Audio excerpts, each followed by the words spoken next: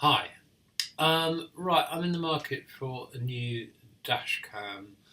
The Dasny P2 in my car has stopped working basically. It started chewing up SD cards.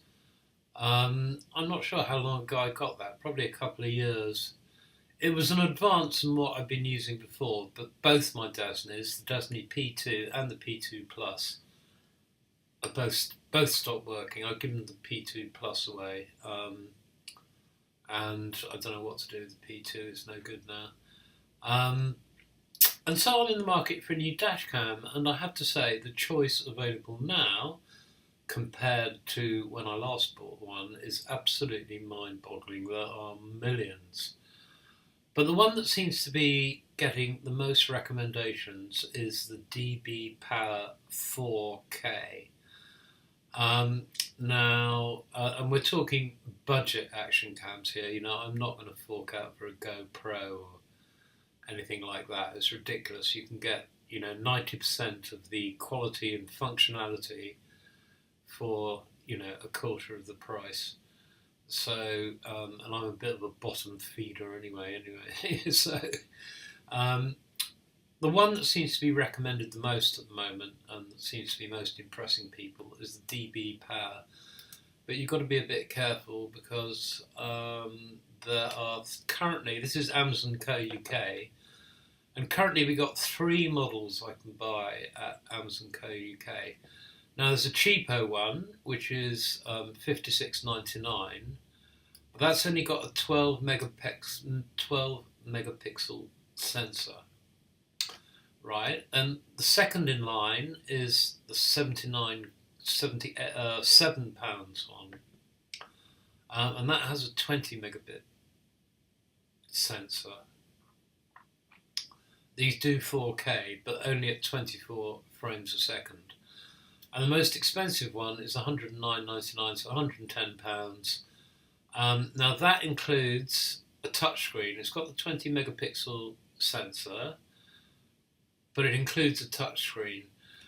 Touchscreen isn't worth the extra 30 quid to me, because this is a dash cam for the car. What I want to do is set the settings and leave it basically. So I'm not, I'm going to be using the touchscreen once or twice. I'm just not interested. And anyway, I'm going to be recording at 1080p 60 because you've got a load of fast moving objects. 24 frames a second really isn't enough, which is what you get with the 4K version. Large one. Yeah, 4K at 24 frames a second, 2.7K at 30.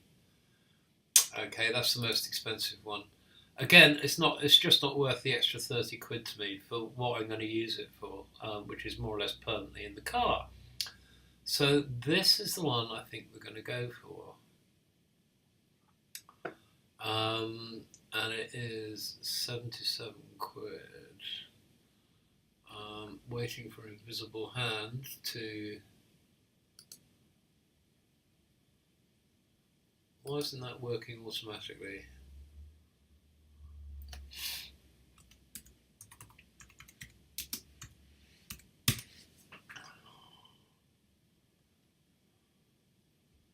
It's giving me American ones. There's something up with invisible hand. So I think this is the one we are going to get. Yeah. So let us wait for the arrival. Well, that was a bit of a disaster. I've just done a whole unboxing video and the camera's card was full, so it stopped. Recording.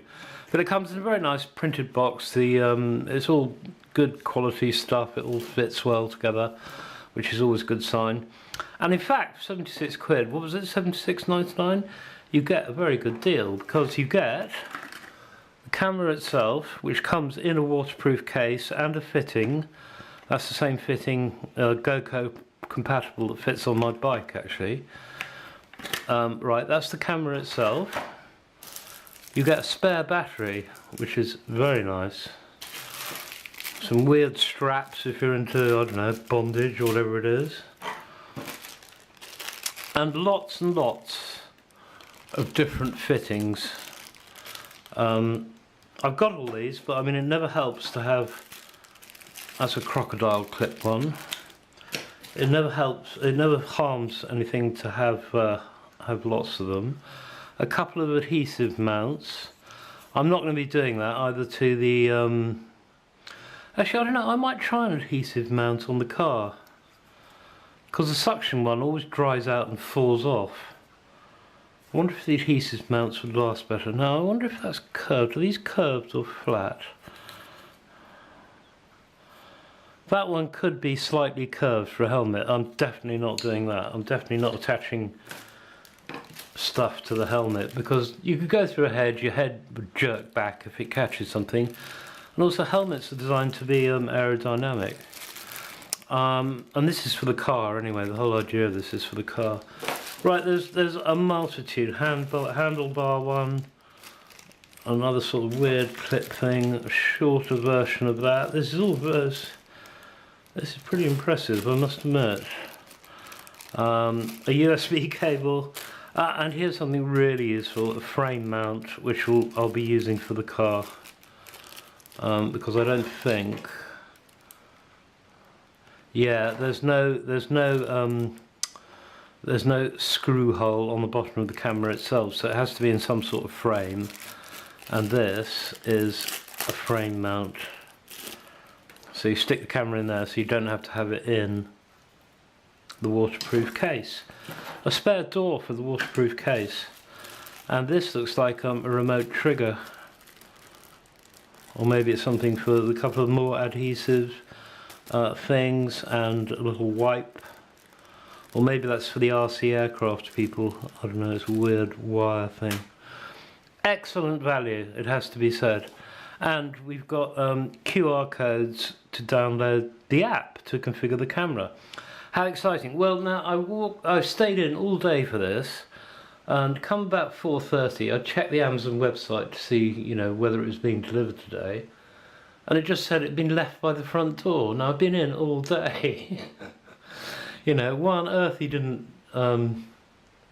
knock on the door or ring the bell, I have no idea, because I assure you I would have heard it. But they just left it there. I don't know how many hours it's been there, but that's a bit of a pain. And I also bought this. I very much doubt I'm going to be using 4K on this, because it's only 24 frames a second. But I also bought an UHS3 card to go in it, so it's fast enough to do 4K if I want to.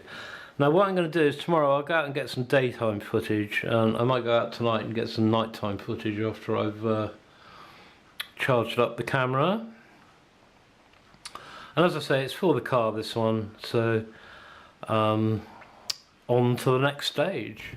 Right, I've decided to try it out on the bike, because that way I can compare it directly with footage from Git 2, and this is how I've got it mounted, which is why image stabilization is so important. Okay, well let's choose going through Breeden. Here's the footage, and I think it's way too dark in the shadows, and there's this really strange reddy brown cast to it. I don't like the colours at all. And what we'll do now is I will show you the same clip, although the image stability seems to be doing okay.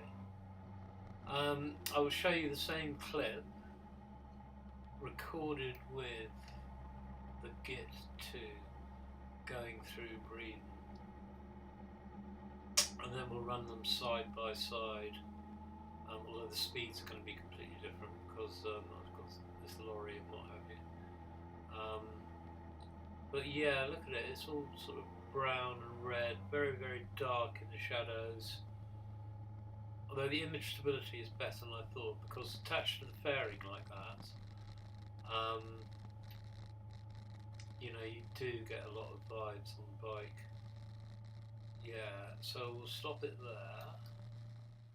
And here is the same sequence shot on the Git 2, and I think the colours on the Git 2 are turned up to vivid.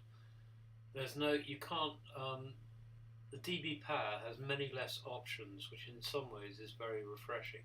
And the Git 2, you get to tweak everything, and you can turn the colours right up to vivid, which I like. But I also think it's sort of quite realistic.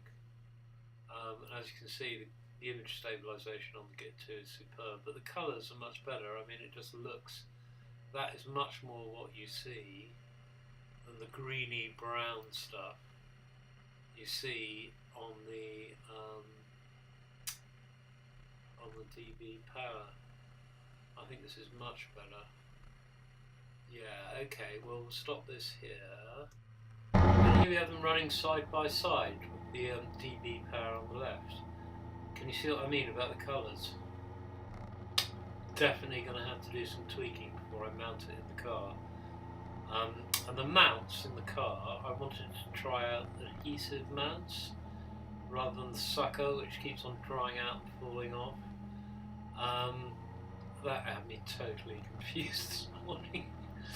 Yeah, but I think I'm getting there. So I think I'm definitely going to have to tweak some settings on the DBPower to get it up to spec. Really, I don't like these reddy browns at all. This reddy brown cast, especially compared to the Git 2 on the right. This shows it up really well. Well, first impressions of the DBPower 4.